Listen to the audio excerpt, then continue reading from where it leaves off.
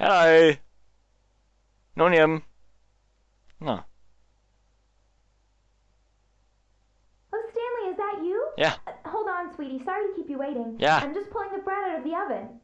All right. Okay, there we go.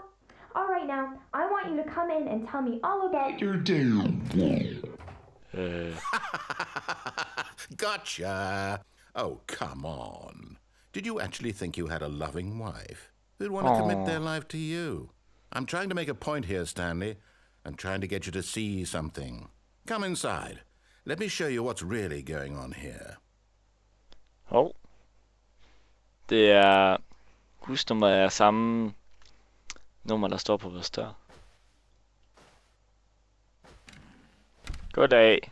This is a very sad story about the death of a man named Stanley.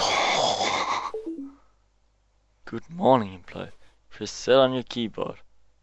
Stanley is quite a boring fellow. He has a job that demands nothing of him, and every button that he pushes is a reminder of the inconsequential nature of his existence.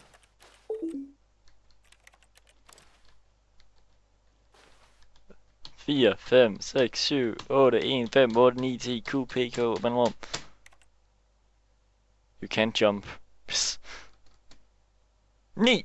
Look at him there, pushing buttons, Whoa. doing exactly what he's told to do. Now he's pushing a button. Now he's eating lunch. Now he's going home. Now he's coming back to work.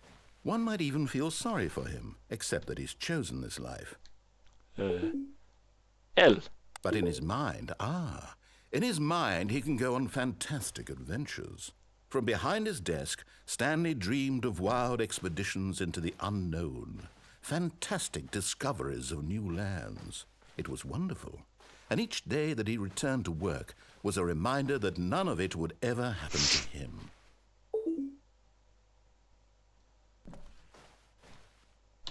And so he began to fantasize about his own job. First, he imagined that one day while at work, he stepped up from his desk to realize that all of his co-workers, his boss, everyone in the building had suddenly vanished off the face of the earth. The thought excited him terribly. Cool. So he went further. He imagined that he came to 2 open doors and that he could go through either. At last, choice.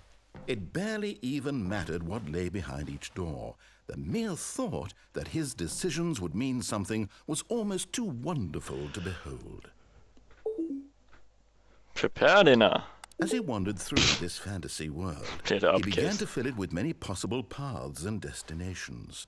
Down one path lay an enormous round room with monitors and mind controls. And down another was a yellow line that weaved in many directions. And down another was a game with a baby. And he called it the Stanley Parable. 0 eller O? O. It was such a wonderful fantasy, and so in his head he relived it again, and then again, and again, over and over, wishing beyond hope that it would never end, that he might always feel this free. Surely there's an answer down some new path, mustn't there be? Perhaps if he played just one more time. 3. But there is no answer. Whoa. How could there possibly be? In reality, all he's doing is pushing the same buttons he always has. Nothing has changed. The longer he spends here, the more invested he gets. The more he forgets which life is the real one.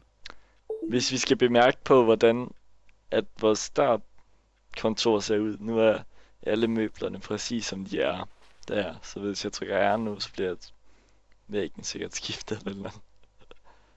And I'm trying to tell him this. That in this world he can never be anything but an observer.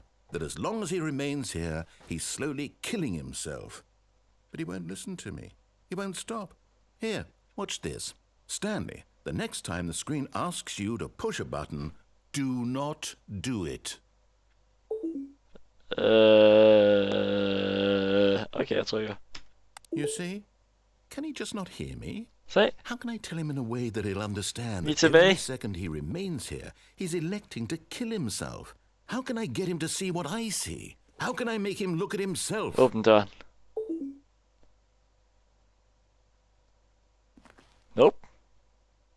Nope.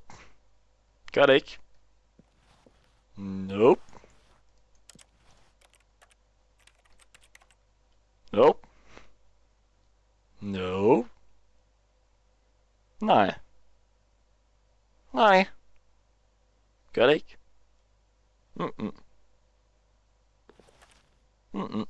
Gør det ikke. Okay. I suppose I can't. Not in the way I want him to. But I don't make the rules. I simply play to my intended purpose, the same as Stanley. We're not so different, I suppose. I'll try once more to convey all this to him. I'm compelled to. I must. Perhaps, well, maybe this time he'll see. Maybe this time. And I tried again. And Stanley pushed a button. And I tried again. And Stanley pushed a button. And I ja. Det bliver ikke mindre mærkeligt, jo mere man spiller det. Lyset er tændt. Og det fuldkommen sammen. Han tog også af fra stolen. Stolen var rykket. Øje for detaljer. Fuldkommen. All of his co-workers were gone. Yeah, What could it mean? Stanley decided to go to the meeting room. Perhaps he had simply missed a memo. Plejer man ikke at gå til højre her? Eller er det mig, der er skør? Jeg tror, det er mig, der er skør. Alt andet ser fint ud. Jeg synes bare, der var noget galt der. Okay. When Stanley came to a set of two open, this was not the correct way to the meeting room, and Stanley knew it perfectly well. Perhaps he wanted to stop by the employee lounge first, just to admire it. Eller jo. Og så vil jeg gerne have gennem. Standing now in this incredible room, Stanley but eager to get back to business, Stanley took the first open door on his left. Det er det, jeg gør. And so he detoured through the maintenance section, walked straight ahead to the opposite door, and got back on track. Og der kan man ikke trykke på sådan en stor rød knap med lys på, seriøst. Ah. Nå, det var ikke sjovt. Jeg havde ikke lavet noget galt med den der. Nej, mig der ser syner. Så der er vi kommet fra. Okay, ikke komme tilbage. Yet there was not a single person here either. Feeling a wave of disbelief, Stanley decided to go up to his boss's office. Coming to a staircase, Stanley walked upstairs to his boss's office. Det er lige det, jeg gjorde. Hvad mistede du? Wow!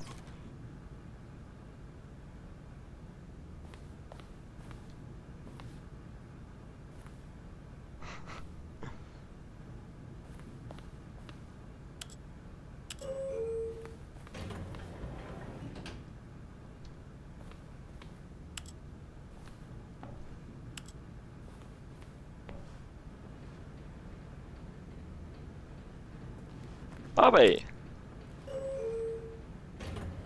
Nej, ud.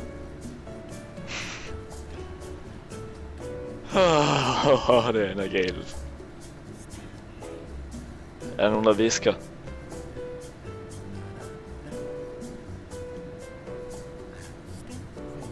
Ja, han står og visker i baggrunden. Okay, nedad. Nedad, opad.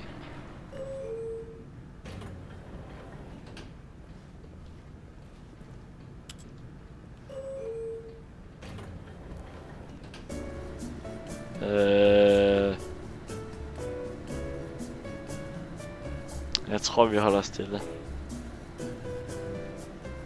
Jeg kan ikke høre, hvad han siger.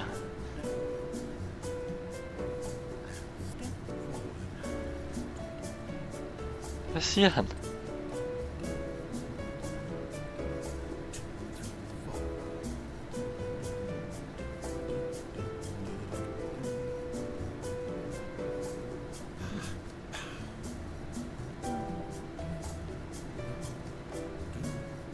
Ja.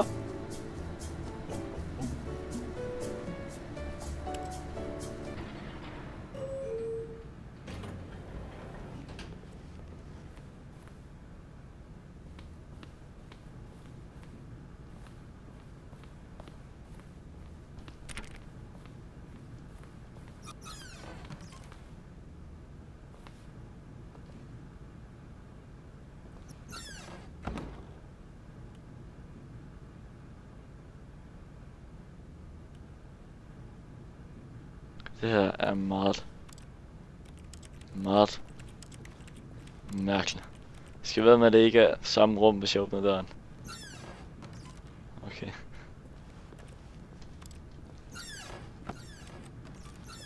Kan jeg ikke gøre den? The boss. Blah. Ja, okay. Jeg skal lige prøve ned af elevatoren.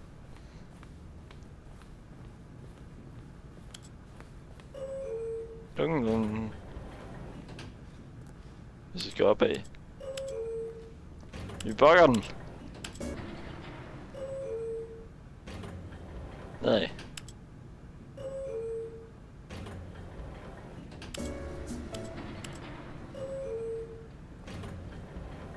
Jeg tror næste stykke. Var der maleriet før der? Hvad? Ja. Jeg ved. Jeg er forvirret. Lad os bare gå hen.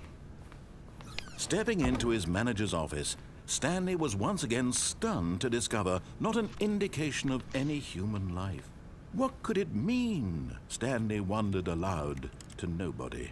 He began wildly tearing through papers on the boss's desk, pulling books off the shelf, looking behind paintings, desperate for clues to his situation.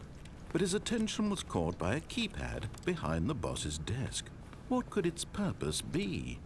In fact, this keypad guarded the terrible secret that lay buried below his feet. And so the boss had assigned it an extra secret PIN number, 2845. But of course, Stanley couldn't possibly have known this.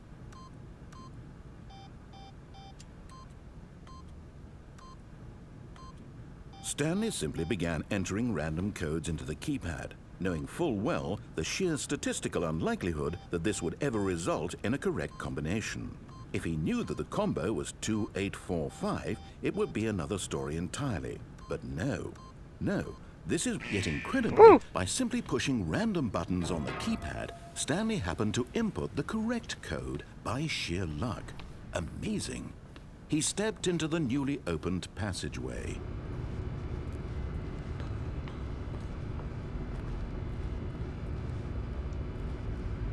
Der er sgu ikke noget ham.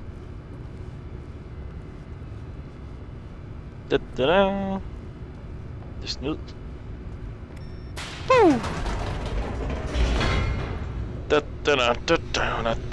Kan vi ikke få med elevatormusik ligesom før? I den rigtige elevator. Det er så den rigtige flotte elevator, den virker ikke. Den ryster bare. Den gamle elevator her, den virker. Bo. Her har vi været en gang.